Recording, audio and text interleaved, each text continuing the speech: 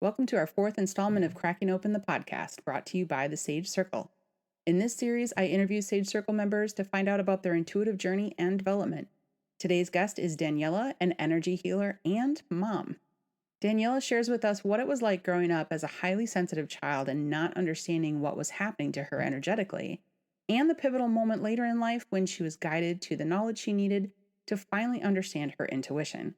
Also, how she was able to use that knowledge to hone her intuition and, as a result, help others. Let's jump into Cracking Open.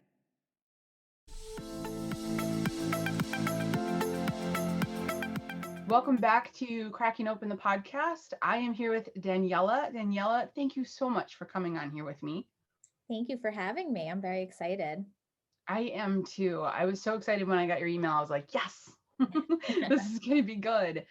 Let's jump right on in and tell me a little bit about, when did your intuition start? Was it always there?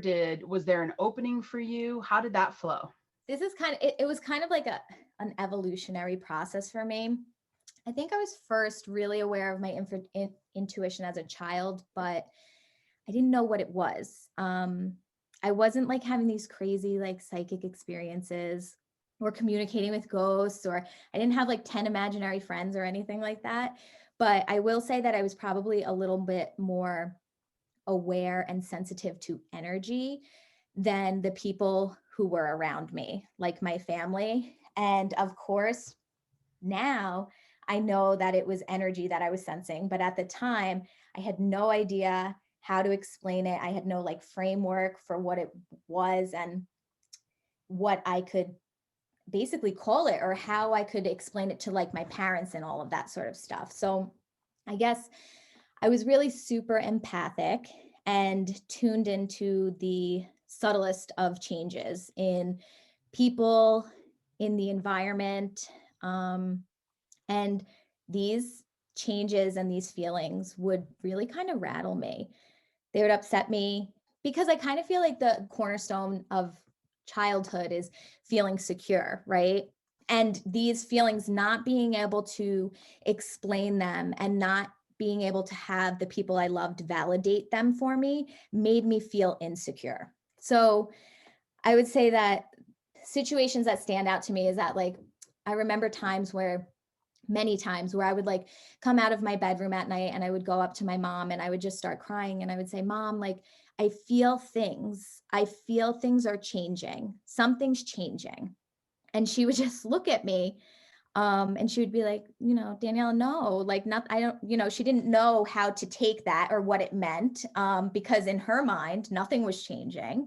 And she didn't think anything was going to be changing in the foreseeable future. And so I just really had a hard time trying to explain what I was feeling.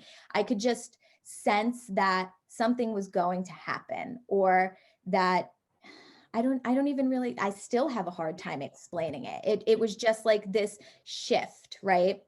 And it was Mhm. so tiny. But I think over time, I really kind of blocked it.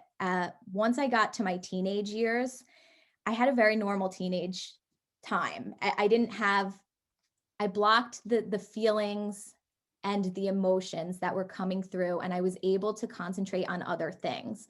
So my teenage years were really normal and not an issue at all for me. I remember like thinking back to my childhood and being like, oh yeah, that was weird, but like, I'm not going through that now. So we can just, we don't even have to talk about So, it. so we're good. So Yeah. mom really did what moms do and just tried to comfort you, probably seeing you as a small child being concerned about something that she couldn't see was there, Yep. or the shift that wasn't happening, trying to reassure you that you were okay, while Yes. you were just trying to figure out why everything felt different when it wasn't in that moment, or that you felt that that change was coming. Yeah. Yeah, that makes a lot of sense. Makes a And I lot of think sense. it was really confusing to her as well as a parent, to not be able to help with that. Yeah, little a feeling of a little bit of helplessness. I know there's a lot of parents out there that have had that, where their kids sense more than they do, and it's like, okay, what do I do with this? What do I handle? So normal high school, normal teen years. Tell Normal. me about something significant then that happened to kind of wake you up a little bit. So I would I think that's when I moved and out of state to go to college. And I was my normal self. I pledged a sorority. I was active. I was social. But after my first year, I found myself becoming holding a lot of social anxiety, right? I just all of a sudden I never had social anxiety prior to this, and all of a sudden it really hit out of nowhere, and I was very confused by it, and I didn't know. Again, I found myself in a situation where I didn't know how to explain what I was experiencing. I just I didn't know how to move forward with it. It got really bad anytime I was in large groups of people, and Hmm. that was because I was literally like an energetic sponge. I had no idea how to protect myself. It was extremely exhausting. And so I started to really avoid social situations and spend more time by myself just so that I didn't have to experience those feelings. But then in my last year of college, I was sitting and I was watching TV, just a random, with no purpose behind it. And this show came on, and there was a woman who was helping spirits pass over. And she explained her views on spirituality and on energy. And something about what she was saying, just it resonated so deeply within me. Like I instantly got this knowing deep down that this would explain things for me, that I needed to pay attention. And right after that, I got up and I walked down to Boston Public Library and I checked out every book I could find on the topics that she was speaking about. And that was really when it first hit me that this was about energy, this was about my intuition, and this was when I started actively taking a part in my spiritual awakening. And that was about 10 years ago at this point, and it's just kind of continued to evolve over time since then. That was a really wise move. That was really wise. So you strike me as the person that sometimes when there's fear and discomfort and you don't know why, it's the knowledge that helps. I mean, it's just like, okay, if I can understand what's going on behind this, and that's really so true for energy, because so many people experience things that are energetic and we're not taught what that is. There's not like, an instruction manual given to everyone that's 6 years old and to say, when you feel this, it's this, when you feel this, it's this. And it's not concrete either. Yeah, definitely. It was very, very confusing for me. And it's interesting to look back and say, like, as a child, I was feeling this. And then as a young adult, I was feeling this. And still, even with all of the gap in years between me, I still hadn't had an experience in life that could account for what was happening. You know what I mean? Like it wasn't until, I figure it was a divinely led Yep. moment that It was was a like, moment here. where, yeah, where they said to you, listen to this person speak. Yes, yes, this is important for you. You need this, definitely. And then moving forward, you've now absorbed all the books and you've got a concept to start working off of. Where did you go from there? So I really just, I would say, so you hit it right on the head there with I need the information.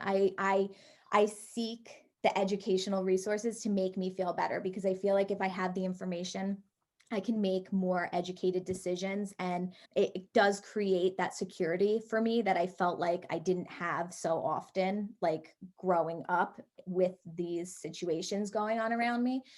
So I really just spent a lot of time educating myself and really looking for mentors, trying to join communities to really just help myself grow and let it evolve naturally on its own, not feeling like I had to suppress it or put it into this like bubble or define it for myself. I just wanted to give myself what I felt I needed to let it grow. So instead of boxing up what was happening to you and setting aside when you could, Mhm. because, energetically you can't all the time, now you were able to take what was happening and witness it and watch it and learn from it and adapt to it, really. Yes, So 100%. was there a moment then moving forward that you had intuitively that really solidified it? Was there something that you experienced? So, this one's hard for me because I feel like a lot of people ask me this question, and I don't feel like I can actually recall any crazy standout moment regarding my intuition that was like, hello, like, you know, red flashers. The way it evolved for me and opened up slowly over my entire lifetime. As a child, I did have this, but I wouldn't say that it got like more intense, more intense. It evolved slowly over time. And that evolution has been really amazing to me because I think spirit and my higher self really took account and stock of how I would handle things in this human form and what my nervous system was really calibrated to. Yep. And they have really respected that and haven't shocked me with anything because that would have probably scared me and caused me to really shut down and move away from my path and my development. If I woke up in the middle of the night and saw grandma hanging at the end of my bed, I probably would have freaked out. I'm just being honest. And I think that they knew that as well. But I will say that following my intuition, I was led to start using my connection and my energy capabilities to help others. And that has been totally life changing. And I mean, it's been challenging too, but if I had shut down my intuition, I wouldn't currently be working as an energy healer. And I don't know, ultimately the entire ride itself has been so eye-opening. So I don't know that there's been one specific thing that really caused it, but when I take a step back and I look at the whole process, I really am like amazed by it and how well suited it was for me. I think that is so well said because it's so true. It's so true. And intuition is so connected to personality, and our guides never give us what we can't handle. And, for me, if I opened up the same way you opened up, I don't think I would have pursued it or paid attention every day like you did. You were, consistent. And I lacked that consistency back in the day. And I also needed kind of bigger pushes. I'm just going to be honest. I needed that, okay, all right, I'll deal with this now kind of thing. Whereas you were on board on the path throughout. And so that also speaks to what happens when we are on board on our path throughout. It's more gentle and it's a little bit easier to navigate. Can you tell me a little bit about the work you do? So I'm an energy healer. I am certified in Reiki, Usui Reiki, and Angel Reiki. And my business is called Intuitive Energy Healing. So that kind of explains it for itself. And I Yep. just really figured that I could use this gift that I was given to help other people. And I think ultimately that this whole process is what was leading me to this, as being able to feel the energy has been so beneficial. It may have seemed hard for me, but it's been so beneficial for other people that I could do this. You know what I mean? So when I look at it like that, I really am grateful that I have this opportunity to work with people and help them heal and just really get in there and help them figure out where they're holding these energetic blocks and where the energy feels stagnant and icky and all that sort of stuff. And my intuition guides me on it. My empathic abilities and my intuition are the best of friends. I cannot separate them. They work hand in hand on everything. So yeah. I absolutely love that. To be able to utilize something that is a natural part of you to make a difference in someone else's life, that's got to be very fulfilling. Definitely. And it's fulfilling now that I'm in it. But I must be honest, like the process of it, it was scary and I didn't know where I was going. And had I not really listened to those gentle nudges and stuff like that, I could have spent a lot of additional time really stressing myself out and figuring out like what it was. But I really tapped in and with the help of you as well and the whole sage community, like just learning how to quiet everything else down and focus and listen to spirit and our guides has been super fulfilling and helped me get to where I am today. That is awesome. So not only is there the benefit of being able to help others and make a difference in other people's lives, feeling more confident and comfortable yourself, what are some of the other benefits in life, like in your human life, as a result of being able to hone your intuition? Well, it makes being a mom a lot easier. Tell me But about that. I think my intuition upped a whole other level when I became a mother, knowing that I was tuned in before so that I could explain what was happening throughout my pregnancy and how I was getting more hits and just more divinely led and stuff like that. It just it was great. It was like having a partner there next to me all the time who knew what I was going through and could help support me. And I overall, motherhood aside, I would say that going through this process has really helped me take ownership of a lot of things in my life. I mean, ownership of my experiences, ownership of my abilities. I trust myself and my inner guidance so much more than I used to, which is just an absolutely amazing feeling. It really it goes throughout all facets of your life. It really gets in there. So it's just great. And what does that look like for you when you're following your inner guidance in your day-to-day life? Do you stop and check in? Is it something that just automatically like stops you from going this way and pushes you the other? How does that look for you? I have a lot of claircognizance. So a lot of it is just knowing and getting these thoughts that I don't know where they come from, but I just know, like I know, like I know. And that I can't go against it. Right. So, like, I'm not necessarily always stopping throughout the day to check in because I don't have time. I have a 2-year-old running around, I'm running a household and all Yep. of that stuff. But I have learned to pay attention to the things that I would have used to ignore. I can pay attention to physical senses on my body that I would have just said, oh, that was just an itch or a tingle or something like that. Yep. And I really pay attention to the thoughts that come in, how they come through. If there's emotion behind them, I can really kind of figure out whether it's ego driven or if it's, intuitive and divinely led. So that I've been able to just kind of just utilize it in my life across all, like I said, facets, and just not really, I don't take this crazy amount of time. I think people have this misconception that in order to really tap into yourself and honor your intuition and have a spiritual practice, that you need to set aside all of this time to do that. And it's not true.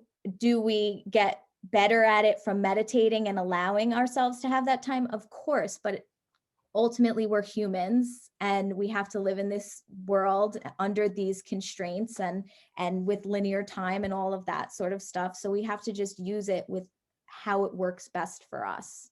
Exactly. And I've always found it to be more powerful in raising our daily vibration, using it little bits here and there as a part of, the same thing. I'm going to grab my keys, I'm going to get in the car, I'm going to go do this. I'm also going to listen to those small signs that come through. I've always found that to be a lot more empowering than like ignoring it the rest of the week, but twice a week I'm going to sit down for an hour and meditate and see if I get anything. So Yeah, that's awesome. Well, that definitely. leads me to talk to you about the Sage Circle then, because that's part of the Sage Circle, is a place that people can check in daily or check in weekly or connect in different ways. You're a Sage Circle member. What is the one thing in the circle that you've really been drawn to or that's really resonated with you? I just like the community. I like having the Facebook group because that ultimately is the greatest asset. Like we talked about earlier, knowing that there are other like minded people out there who have been through similar circumstances is absolutely priceless. And having a place where you can go to for support without judgment, that's the key point here, is really kind of an amazing thing because you can say, oh, my family is very supportive, but if they're not experiencing it or going through it, you can't help but feel like there's a little bit of judgment behind it, what you communicate to them. And a spiritual awakening process is and personal development in general can be really isolating and lonely. So having a community is absolutely awesome. And the vibe is so high. I love it. I love it too. I find myself, okay, I'm going to step away. I'm going to go hike and bike for 2 days and take a break from work. And I miss work because I miss the circle. It's like I miss the vibration of everyone in Yeah. there. So that's I don't know awesome. how you did it because I've been a member of other like spiritual groups and stuff like that. And really the community is awesome. It's just, I don't know. I'm not quite, I do know it's not me. Yeah. It's me saying to my guides, all right, just tell me what steps to take. If I'm going to make a decision, I typically check in with them, or I check in with my body, is this a yes, is this a no? And I follow it, even in those odd times where it's like, okay, my brain says I should do this, Yeah. but this is what's being told to me. So it's really very much guide led, which is really cool. Now, for everyone out there listening, Yeah. and thank you so much for sharing your experience, because I know people are listening, nodding their heads, going, yep, this is me. What piece of advice would you have for them on their spiritual journey? I would say just not to discount yourself or your experiences just because you can't explain what is happening to you. I mean, that was a big theme throughout my entire process, was just not being able to explain it. And to really learn how to be comfortable with trusting yourself and knowing that how you experience your gifts and your intuition is completely unique to you. So, not to compare it and let it flow in whatever way it wants to without expectation or pressure. Just really have faith in yourself and your connection. Let it That's be natural. yeah. I mean, I had a lot, there was going through the process, there was a lot of like self doubt and, oh, but this doesn't look the way I've been taught it looks. Like, we have this idea that to be psychic or to be tapped in or to be intuitive, it has to look like how it looks in the movies or in the books and the media, and from even like the psychics who are really renowned, like make it seem like this is what it's supposed to look like. And no, I mean, your intuition is a God-given gift, and it's a birthright. You're allowed to have it, you're allowed to develop it. And just because it doesn't look like somebody else's path doesn't mean that it isn't just as valid, if not more. I don't think I could have said that better. Thank you. Thank Oh, you for you're that, welcome. because there are people that need to hear it. And I think that that's part of everyone coming together, and, the vibration increasing and things like that as well. It's just wonderful words of wisdom. Thank No, you so much. thank And you. thanks for joining me here. Yes, I'm so happy to have been here and to be able to share my experience. It was awesome. Well, from the bottom of my heart, I thank you for sharing it with everyone as well. Thanks, Daniela. You're welcome, Bo.